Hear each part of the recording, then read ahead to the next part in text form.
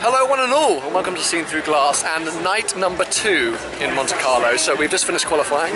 Lewis Hamilton was on pole, thank God, otherwise I would have been in a deep dark depression. And I was having some drinks with some friends up above the Fairmont Hotel, which is where we amazingly watched qualifying from.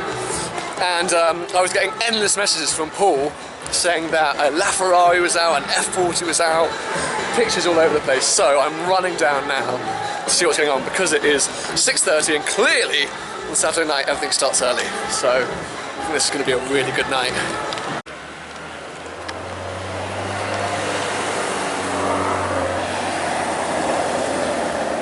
Freaking GTO with no stripe. That is awesome.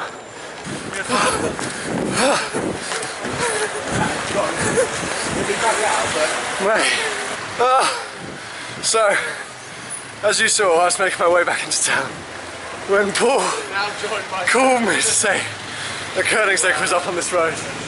Problem was, I was down the hill, and so I feel like I'm gonna die, absolutely die.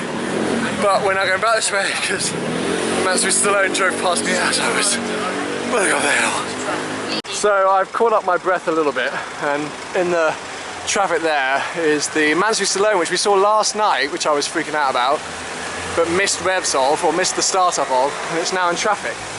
Can't really see it in my video, but it's going to be at the top of the lights soon, and we'll make a nice video.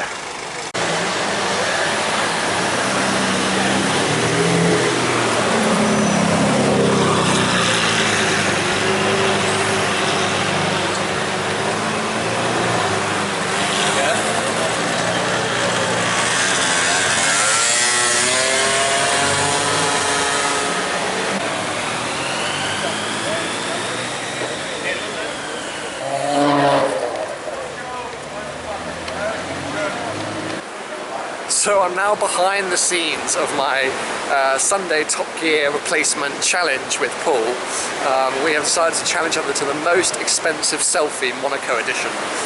So we are now on the hunt, walking around trying to find people or cars, multiple people, multiple cars to take selfies with, and whoever has the highest net worth in that photo wins.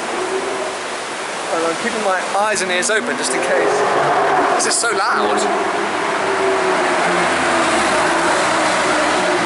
Pretty Dodge Porsche, but loud. I'm now headed to the harbour, which is really hard to film in because they play loads of music and that creates a lot of copyright issues on YouTube. But I thought that you might get some good selfie opportunities down there, so that's where I'm headed.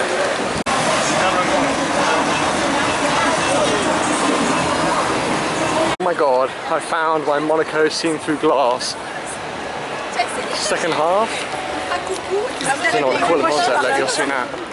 A man with a GoPro strapped to his head. What a hero.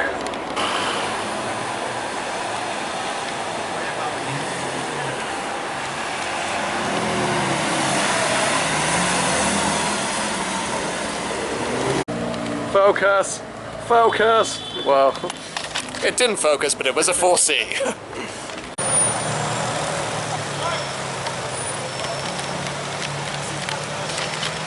Two Speciales, one with no stripes, which I prefer. Is that an NSX? That is an NSX. But it's a crappy version. Still don't see them every day. So another Koenigsegg appears. Just getting some ice creams in Casino Square, as you can see.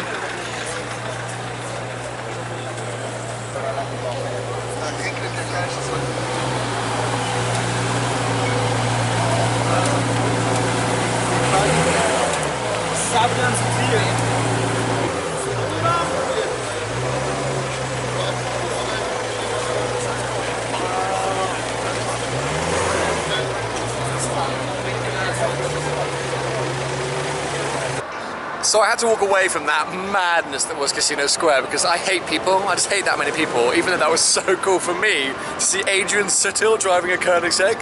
For anyone that doesn't know Adrian Sutil, he was an ex-Formula 1 driver, and you have to YouTube right now Adrian Sutil running during the Canadian Grand Prix. It's one of the funniest things you'll ever see in life. But we've come to overlook the harbour because we haven't shown you much of the harbour on camera, and the reason being is that there's loads of music that's playing like at every single club, disco, boat, and because of copyright issues on YouTube we can't really include that in our video footage, but You look out, Saturday night, over the harbour, and this is party friggin' central. Lights everywhere, I can just hear thousands of pieces of music, boats. I mean, it's just unreal. I'm kind of tempted to like give up on spotting, go down there, party and get wasted. I mean, it's tempting. And tonight is a little bit quieter. I'm just leaning over because I thought I was like, a little bit quieter than last night, if I'm honest. Nothing really going on yet. Yes, obviously some Koenigseggs, but compared to last night, it's pretty quiet. So I thought I might head down to the harbour, see what's going on. So our night has taken a turn for the interesting. I'm not quite sure when I last caught up with you. I think it was probably Casino Square. Anyway, since then, we were going on a bit of a walk and we suddenly saw an update that Lewis Hamilton was out in the Pagani Zonda 760 LH.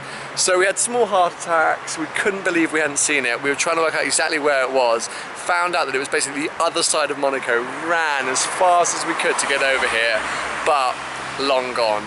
So I'm feeling insanely deflated and depressed. Anyway, we've come a bit further down and we found a group of other spotters, some French spotters, who said that the car is still out, he is still driving. So we've set up camp a bit, waited to see if we can find it. I'm just watching because something low's coming and Paul's filming something.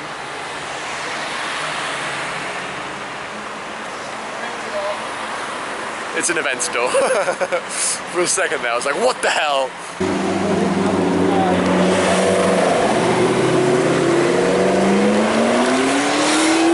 It's blue! We're still here, we're still bored. Getting slowly more and more depressed. Probably want to go home and cry now. Eat some cake. So we've given up. We waited there for about 2 hours and I think we've come to the conclusion that Lewis Hamilton is probably asleep by now. He is probably tucked up. It is, oh that's a nice NSX. It is almost 12 o'clock. I'm like, if Lewis Hamilton's still out partying, I mean, I don't know what he's doing. Because he's got a race to do tomorrow and he better frickin' win. So yeah, we're going to head back into Central, see what's going on, see what we've missed. It might have been an amazing night because at the minute I just feel a bit... Last night was so incredible that tonight was already feeling a little bit flat, and then to have missed the 760, I kind of just want to go home now. Not home, like just back to the apartment, get some sleep, get set for the Grand Prix tomorrow.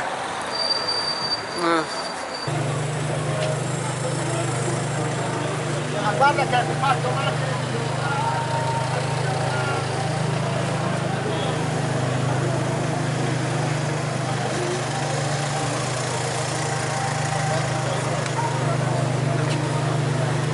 Avec les portes ouvertes, ça fait stylé.